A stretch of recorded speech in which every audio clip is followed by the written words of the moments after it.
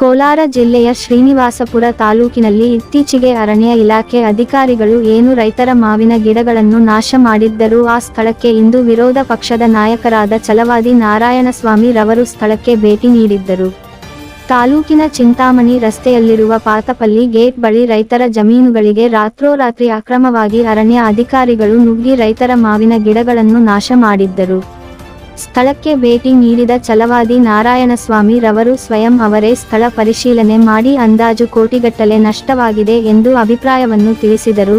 ಹಾಗೆ ತಾಲೂಕಿನ ರೈತರಿಗೆ ಭರವಸೆಯನ್ನು ಕೊಟ್ಟರು. ಮುಖ್ಯಮಂತ್ರಿ ಅವರ ಗಮನಕ್ಕೆ ಈ ವಿಚಾರವನ್ನು ತಂದು ರೈತರಿಗೆ ನ್ಯಾಯ ಕೊಡಿಸ್ತೀನಿ ಎಂದು ಮಾಧ್ಯಮಗಳೊಂದಿಗೆ ಮಾತನಾಡಿದರು.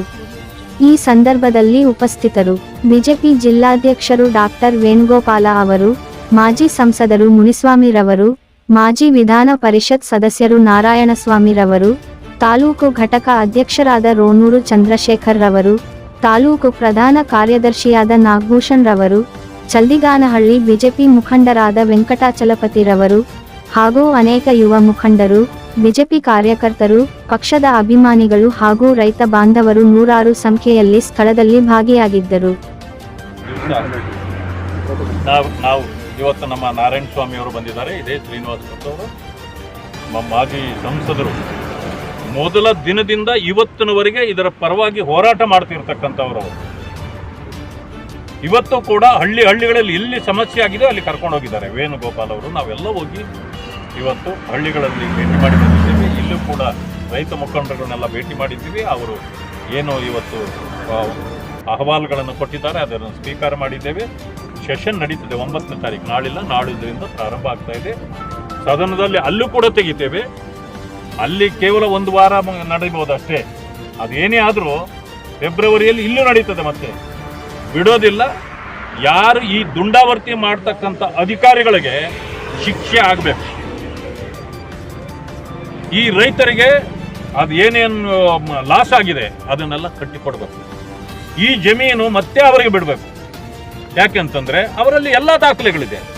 ಮತ್ತೆ ನೀವು ಹೇಗೆ ಅದರಲ್ಲಿ ದುಂಡಾವರ್ತಿ ಮೇಲೆ ನುಗ್ಗಿದ್ದೀರಿ, ಅದಕ್ಕೆ ಪರಿಹಾರಗಳನ್ನು ಕೊಡಬೇಕು. ಯಾರು ಕೂಡ ಹೊರಗಡೆ ಈಗ ಇದು ಇತ್ಯರ್ಥ ಆಗೋವರೆಗೆ ಯಾವುದೇ ಅಧಿಕಾರಿ ಇದರಲ್ಲಿ ಪ್ರವೇಶ ಮಾಡಬಾರ್ದು. ಸರ್, ಕೋರ್ಟ್ ಆರ್ಡರ್ ಇದ್ರೇನೆ ಅವರು ನೆನ್ನೆ ಎಲ್ಲ 3 ಡೇಸ್ ಬ್ಯಾಕ್ ಪಾತಿಗಳು ಮಾಡಿದಾರಲ್ಲ, ಕೋರ್ಟ್ ಆರ್ಡರ್ ಇದ್ರೆ ಇಲ್ಲ. ಅದಕ್ಕೆ ಹೇಳ್ತೇನೆ, ಕೋರ್ಟ್ ಆದೇಶಗಳಿದ್ದರೂ ಕೂಡ ನೀವು ಹೇಗೆ ಅದರಲ್ಲಿ ಪ್ರವೇಶ ಮಾಡಿದ್ದೀರಿ? ಇದು ಬಚ್ಚಪ್ಪ ಅಂತ ಅನ್ನೋರಿಗೆ 6 ಎಕರೆ ಬ್ಲಾಕ್ 1 ಅಲ್ಲಿ ಮತ್ತೆ ನಾನ್ ರೆಡ್ಡಿ ಅಂತ ಬ್ಲಾಕ್ 2 ಅಲ್ಲಿ 2 ಬ್ಲಾಕ್ ಮಾಡಿ ಆಕ್ಷನ್ ನಲ್ಲಿ ಹರಾಜಾಗಿರೋದು ಕಡೆ. ಗಂಟಪ್ಪ ಅಂತ 6 ರೂಪಾಯಿಗೆ ಹೋಗಿದ್ದಾರೆ, ಬಚ್ಚಪ್ಪ 10 ರೂಪಾಯಿ ಮತ್ತೆ ಕೂತ್ಕೊಂಡು ಬಂದು ಮತ್ತೆ ಲಾಸ್ಟ್ ಅಲ್ಲಿ ಬಚ್ಚಪ್ಪನಿಗೆ ಆಗಿದೆ ನೋಡಿ.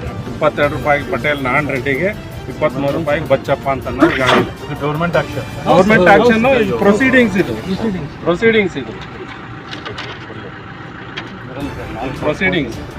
ಆಮೇಲೆ ನೀವು ಅದುವರೆಗೂ ಪೀಸ್ಫುಲ್ ಪೊಸಿಷನ್ ಹೋಗಿ ಎಂಟರ್ ಆಗಬೇಡಿ ಅಂತ ಕೊಟ್ಟಿದ್ದಾರೆ.